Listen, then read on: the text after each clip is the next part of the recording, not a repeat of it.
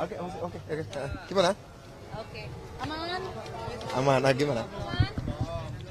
Ya. Mas Budiman, hari ini kan ulang tahunnya Pak Prabowo yang 72, mungkin Ya. Bisa disampaikan harapannya buat Pak Prabowo. Pak Prabowo Subianto ini adalah orang yang saya kenal sebagai orang yang punya rasa respect pada kawan dan lawan. Respect itu ditujukan bahwa beliau itu percaya pada loyalitas, menghargai kawan dan menghargai lawan. Dan saya senang ketika saya bertemu dengan Pak Prabowo pada 18 Juli sampai sekarang saya melihat bahwa beliau respect pada saya, apapun posisi saya. Bahkan sekarang setelah saya jadi warga negara biasa tanpa berpartai pun beliau masih tetap respect, dan itu karena memang beliau punya sifat fairness, fair ya. Dan saya berharap di ulang tahun ke-72 ini beliau tetap bisa mempertahankan itu. Dan sebagai seorang yang sekarang mendukung beliau, saya berharap kualitas ini terus dipertahankan sampai mencapai kemenangan secara politik. Tuntutan MK. Oh, oke. Ya, soal banyak yang menyebut bahwa tuntutan MK ini cukup Mas, membuka ruang untuk melanggengkan politik dinasti, kemudian memang dikhususkan hanya untuk satu atau dua orang, which is ini adalah putra sulungnya Pak Presiden, Gibran Rakabuming Raka begitu, untuk bisa maju jadi cawapres. Mas Budiman merasa bahwa memang aturan ini cukup janggal, Mas, karena melihat ada beberapa ada beberapa gugatan ditolak dengan dalil yang mirip begitu, tapi di putusan yang terakhir untuk khusus dengan Almas Sakti Biru ini diterima begitu dengan Kalau nggak salah yang ditolak itu adalah soal usia ya. Yang soal ditolak adalah usia, kemudian diterima adalah soal pengalaman sebagai sebagai kepala daerah.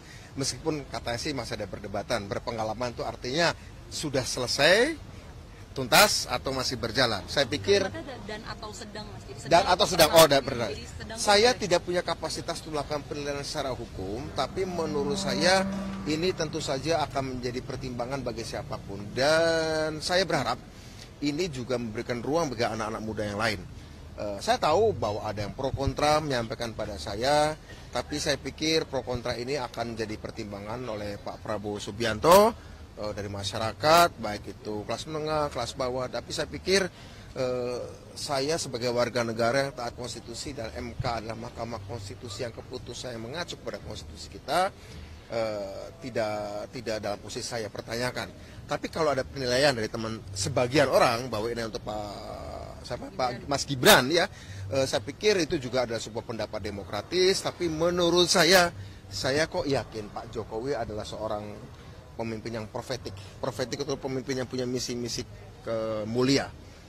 Saya yakin beliau bukanlah orang yang akan memanfaatkan kemudahan-mudahan atau peluang-peluang itu yang disediakan oleh konstitusi, karena toh pada akhirnya dikembali kepada entah Pak Prabowo kah, entah Mas Ganjar kah, atau mungkin kalau Pak Anies kan udah dengan Caimin, atau mungkin who knows, kita nggak tahu juga.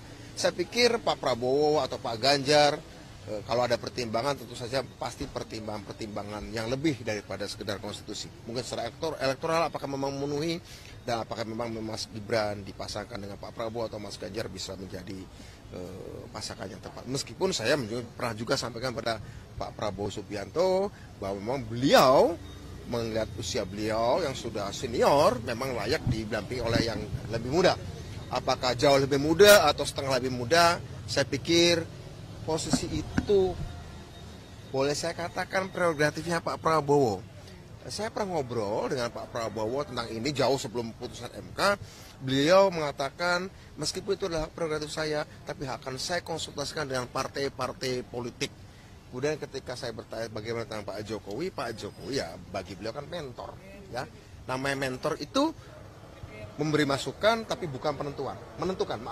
Yang menentukan adalah Pak Prabowo Subianto sendiri atau mungkin Mas Ganjar. Tapi kalau ini konteksnya Pak Prabowo, saya pikir kita tahu bahwa Pak Mas Gibran ya, kita jangan lupa Mas Gibran masih PDI Perjuangan ya. Saya kan sudah enggak ya. Saya sudah enggak. Jadi by regulation, per regulasi, dilihat dari regulasi, tentu Pak Mas Gibran dalam hal ini ya berarti Pak Prabowo kan harus, kalau memang Pak Prabowo mau ngambil Mas Gibran, bukan tanya pada bapaknya, tanya pada ketua umum partainya Ibu Megawati Soekarno Putri.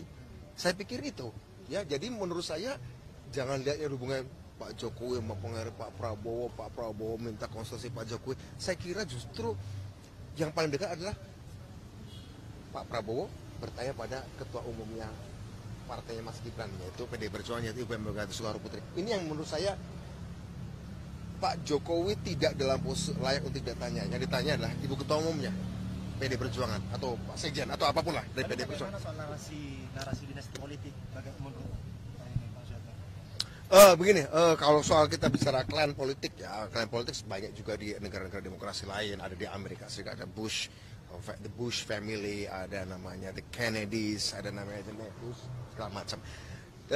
Menurut saya sekali lagi ini tergantung dari apakah Pak Prabowo sanggup. Karena begini, seorang politisi yang punya anak politik memang pasti punya cita-cita ya. Tapi ingat, Mas Gibran secara politik lebih terikat pada Ibu Megawati Soekarno Putri ketimbang Pak Jokowi. Ya tidaknya justru tergantung negosiasi Pak Prabowo dan Ibu Megawati Soekarno Putri. Saya kira itu, ya itu harus catatan bagi Pak Prabowo. Berarti sanggupnya itu soal komunikasi antara sama Bu Iya, karena beliau kan Mas Gibran kan kadernya PD Perjuangan ya. Oke.